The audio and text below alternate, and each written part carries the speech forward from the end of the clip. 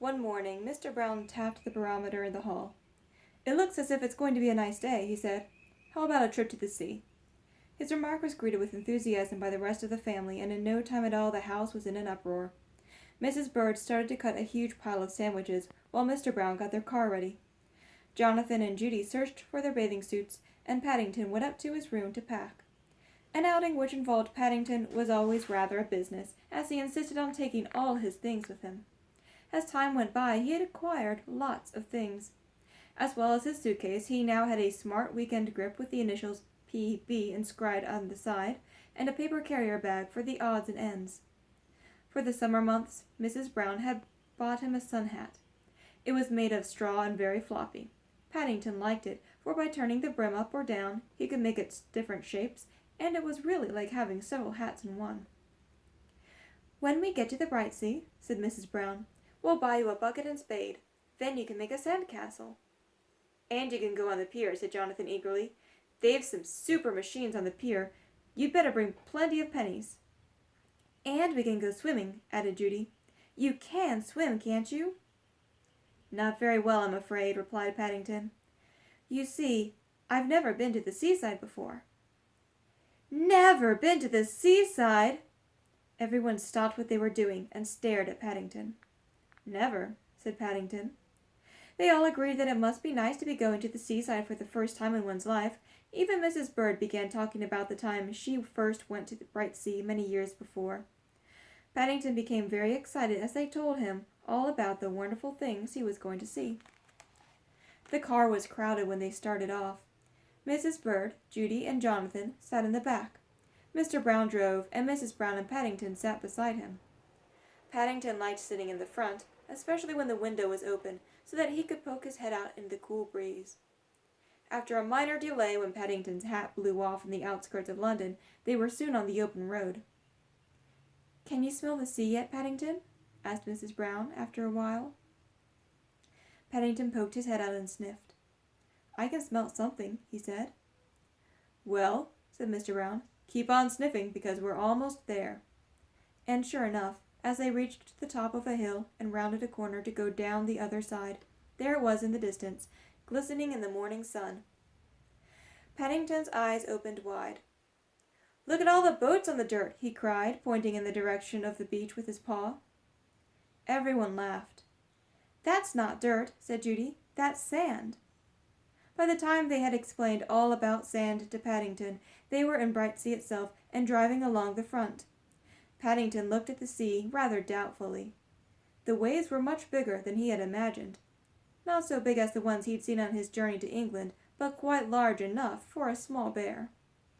Mr. Brown stopped the car by a shop on the esplanade and took out some money.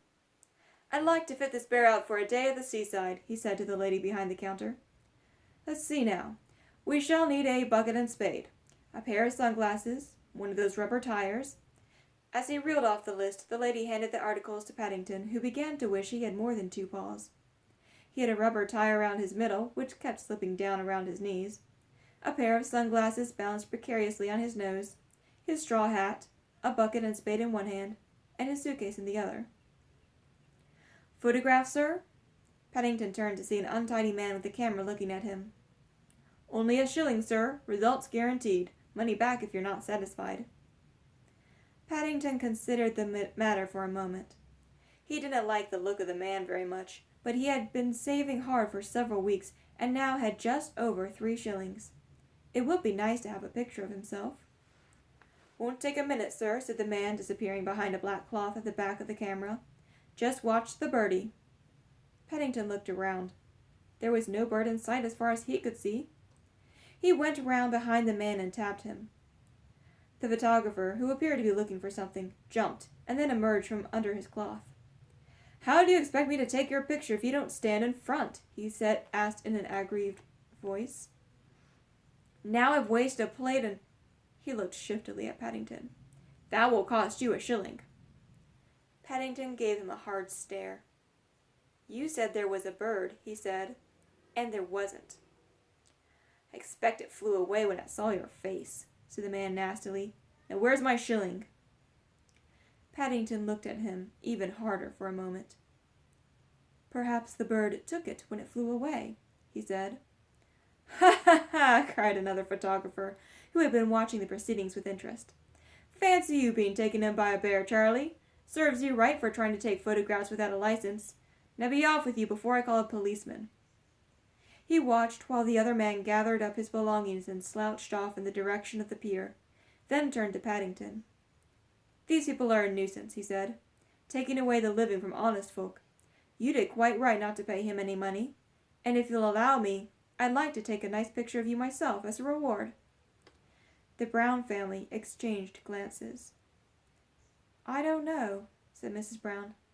"Paddington always seems to fall on his feet." "That's because he's a bear," said Mrs. Bird darkly.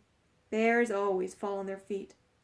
She led the way onto the beach and carefully laid out a traveling rug on the sand behind a breakwater. "This will be as good a spot as any," she said. "Then we shall all know where to come back to, and no one will get lost."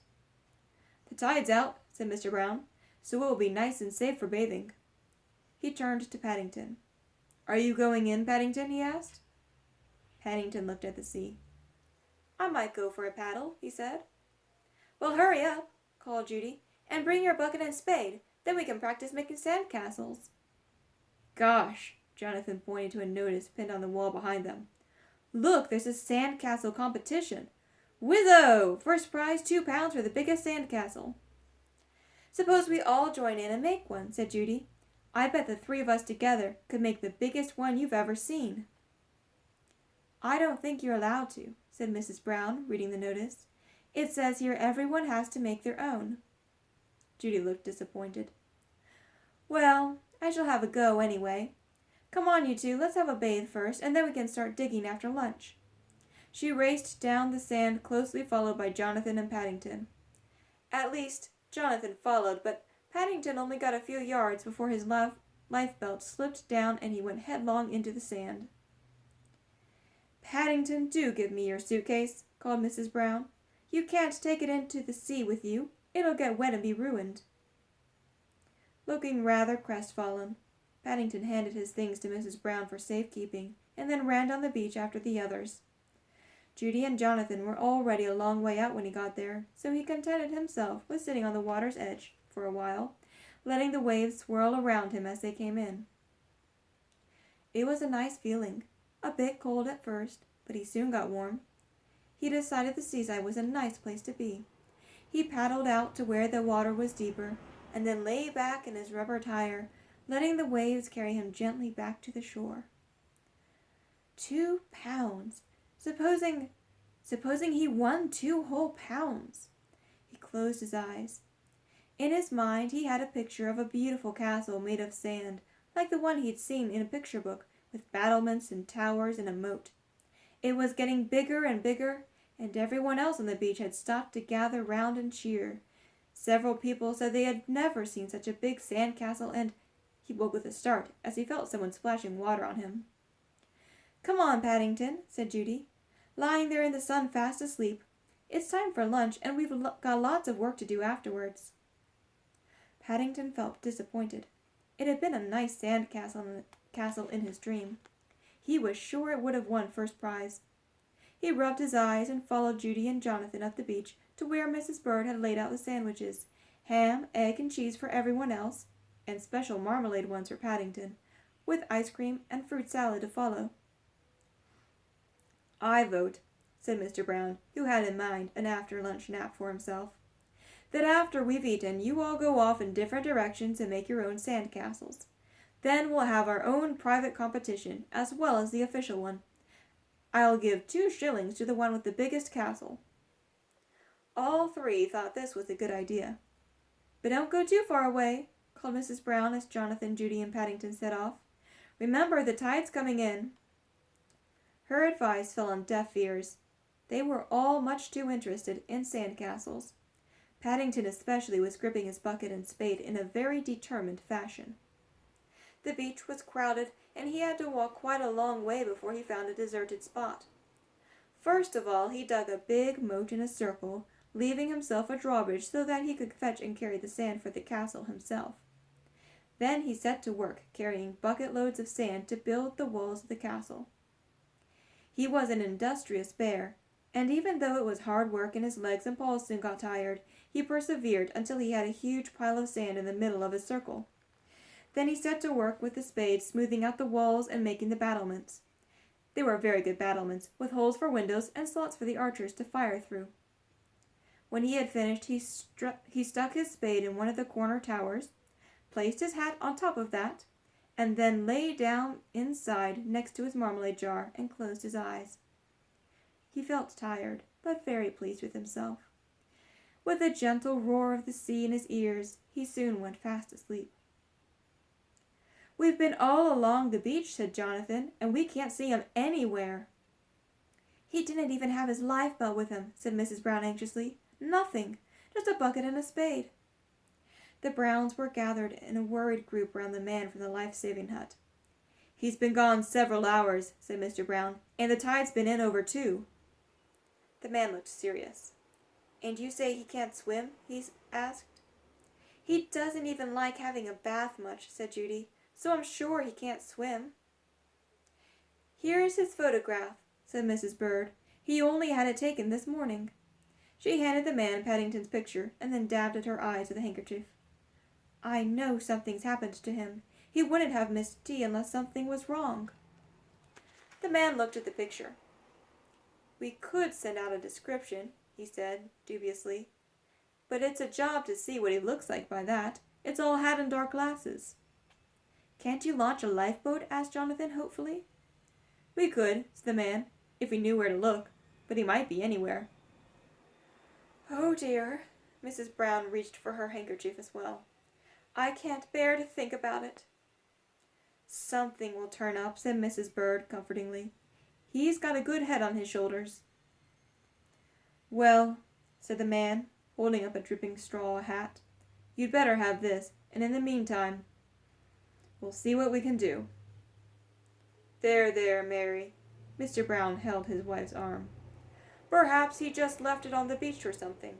It may have got picked up by the tide." He bent down to pick up the rest of Paddington's belongings. They seemed very small and lonely, lying there on their own. "It's Paddington's hat all right," said Judy, examining it. "Look, it's got his mark inside." She turned the hat inside out and showed them the outline of a paw mark in black ink and the words, "My hat, Paddington." "I vote we all separate," said Jonathan, "and comb the beach. We'll stand more chance that way." Mr. Brown looked dubious. "It's getting dark," he said. Mrs. Bird put down the traveling rug and folded her arms. "Well, I'm not going back until he's found," she said. "I couldn't go back to the empty house. Not without Paddington." "No one's thinking of going back without him, Mrs. Bird," said Mr. Brown. He looked helplessly out to the sea. "It's just—" "Perhaps he didn't get swept out to sea," said the life-saving man helpfully. "Perhaps he's just gone on the pier or something. There seems to be a big crowd heading that way. Must be something interesting going on." He called out to a man who was just passing. "What's going on at the pier, chum?" Without stopping, the man looked back over his shoulder and shouted, "Chap just crossed the Atlantic all by himself on a raft. Hundreds of days without food or water, so they say." He hurried on. The life-saving man looked disappointed. "Another of these publicity stunts," he said. "We get 'em every year." Mr. Brown looked thoughtful. "I wonder," he said, looking in the direction of the pier. "It would be just like him," said Mrs. Bird. "It's the sort of thing that would happen to Paddington." "It's got to be!" cried Jonathan. "It's just got to be!" They all looked at each other and then, picking up their belongings, joined the crowd hurrying in the direction of the pier. It took them a long time to force their way through the turnstile, for the news that something was happening on the pier had spread, and there was a great throng at the entrance. But eventually, after Mr. Brown had spoken to a policeman, a way was made for them, and they were escorted to the very end where their paddle streamers normally tied up. A strange sight met their eyes. Paddington, who had just been pulled out of the water by a fisherman, was sitting on his upturned bucket talking to some reporters. Several of them were taking photographs while the rest fired questions at him. "Have you come all the way from America?" asked one reporter. The Browns, hardly knowing whether to laugh or cry, waited eagerly for Paddington's reply. "Well, no," said Paddington truthfully after a moment's pause. "Not America. But I've come a long way." He waved a paw vaguely in the direction of the sea. "I got caught by the tide, you know." "And you sat in that bucket all the time?" asked another man, taking a picture. "That's right," said Paddington. "And I used my spade as a paddle. It was lucky I had it with me." "Did you live on plankton?" queried another voice. Paddington looked puzzled. "No," he said. "Marmalade." Mr. Brown pushed his way through the crowd. Paddington jumped up and looked rather guilty. "Now then," said Mr. Brown, taking his paw, "that's enough questions for today. This bear's been at sea for a long time and he's tired. In fact," he looked meaningly at Paddington, "he's been at sea all the afternoon." "Is it still only Tuesday?" asked Paddington innocently. "I thought it was much later than that." "Tuesday," said Mr. Brown firmly, "and we've been worried to death over you." Paddington picked up his bucket and spade and jar of marmalade. "Well," he said, "I bet not many bears have gone to sea in a bucket all the same." It was dark when they drove along Brightsea Front on their way home. The promenade was festooned with colored lights, and even the fountains in the gardens kept changing color. It all looked very pretty. But Paddington, who was lying in the back of the car wrapped in a blanket, was thinking of his sand castle.